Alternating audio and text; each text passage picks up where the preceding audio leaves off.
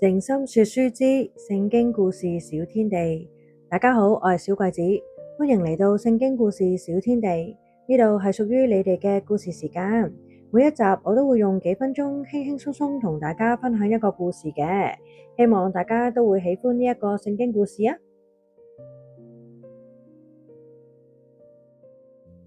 小朋友，你哋幾好嘛？你哋鍾唔鍾意聽冒險故事呢？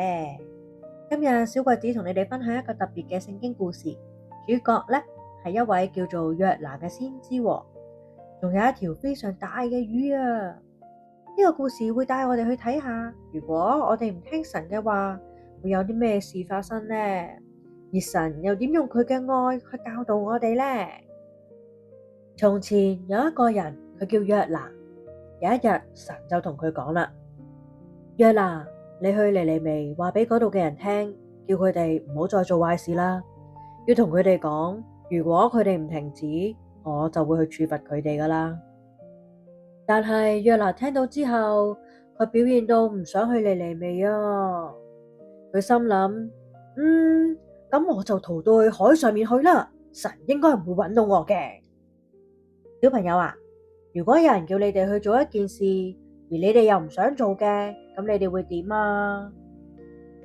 之後約拿去到約帕港，揾到隻船，佢就同船長講啦：唔該，俾一張去西班牙嘅船票我啊。之後約拿就上咗船啦。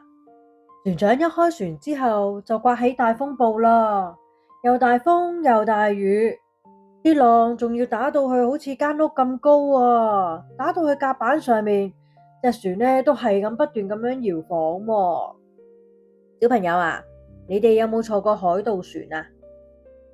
如果你哋喺船裏邊搖來搖去，你估你哋會點呢？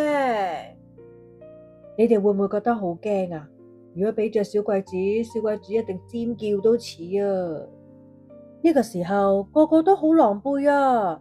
有啲船員係咁扯住條繩就嚟跌落海啦，而船長呢就攬住支竿喎，支竿仲開始吱吱聲，準備要斷開啦。船長之後就話啦：哇！突然之間颳起呢啲咁奇怪嘅風浪，肯定有原因㗎喎，應該係有人做錯事啦。約拿之後就嘆氣，就將自己逃避神嘅事話咗俾船長同船員聽啦。呢個時候，啲竿開始吱吱聲，準備要斷啦，船身開始傾倒，就嚟要反船添啦。之後約拿好唔開心，好沮喪咁樣講：你哋將我放落海裏邊啦，啲風就會停噶啦。船長聽到之後，當然係即刻照做啦，因為佢唔想全部人一齊跌晒落海啊。船長同船員掉咗約拿落海之後，大風大浪真係平息咗啊，而約拿就一直沉落去海底裏邊啦。沉到好深好深嘅地方之後，突然之間有一條非常大嘅魚吞咗約拿落肚啊！喺條大魚嘅肚裏邊，又黑又孤單。呢個時候，約拿就有時間喺度諗啦，佢仲有祈禱添啊！主啊，多謝你救咗我啊！由而家開始，我會成日讚美你噶。小朋友，係時候又問下你問題啦。如果係你俾大魚吞咗落肚，你會點呢？你會唔會祈禱求主救返你出嚟呀？而當你驚嘅時候，你又會同邊個講呢？而約拿呢，就選擇同神禱告啦。好啦，返嚟故事裏邊啦。3日之後，大魚將約拿吐到去海灘上面啦。佢全身都立黐黐，個肚仔又肚餓喎，但係佢好感恩自己仲活着啊。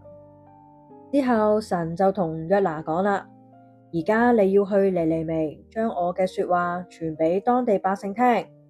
約拿之後就照做啦。令約拿感到非常意外嘅係，當地百姓對自己嘅惡行都十分之後悔啊，所以神就話唔懲罰佢哋啦。之後約拿好嬲啊，佢就心諗：神啊，你點解要放過佢哋啊？咁唔公平！之後呢，神就答佢咯，約拿，你冇理由生氣啊。約拿之後冇講啲乜嘢，佢就出咗城啦。出城之後，佢幫自己搭咗一個棚，晚上有啲植物仲長出嚟，白天就可以俾佢遮陰啦。但係太陽一曬，啲植物就死晒啦。約拿又好嬲啦。之後神就問佢啦：約拿，啲植物死晒，你點解咁難過啊？啲植物唔係你令到佢長起嚟嘅喎。但係如果你會為一棵植物而感到難過，或者其實你應該理解到點解我會為尼尼微人感到難過嘅噃。約拿終於都明白神係有幾咁愛人啊！無論人做錯啲乜嘢事，神總係會樂意去饒恕我哋噶。呢個故事係同我哋講，雖然我哋有好多時候係會逃避或者唔想聽神嘅話，但神一直都係咁愛我哋，佢好願意俾機會我哋重新開始㗎喎。小朋友，我哋都可以學習好似約拿咁樣，最後係可以選擇聽從神噶，因為神嘅計劃永遠係最好噶。當下如果你祈禱神仲未兌現，你哋唔好灰心啊！我哋要學習等候神啊，因為神係有佢嘅計劃同美意喺裏邊噶。願主祝福你。小朋友，今日嘅故事就講到呢度啦。希望你哋聽完之後，心裏邊都充滿喜樂。記住，神永遠係愛你哋噶，佢會保護同帶領你哋。下次我哋仲會有新嘅故仔，等你一齊嚟探索下聖經嘅奇妙世界啊！記得同爸爸媽媽或者朋友仔去分享今日嘅故事喎，咁大家就可以一齊學習成長啦。好啦，下次再見啦，拜拜。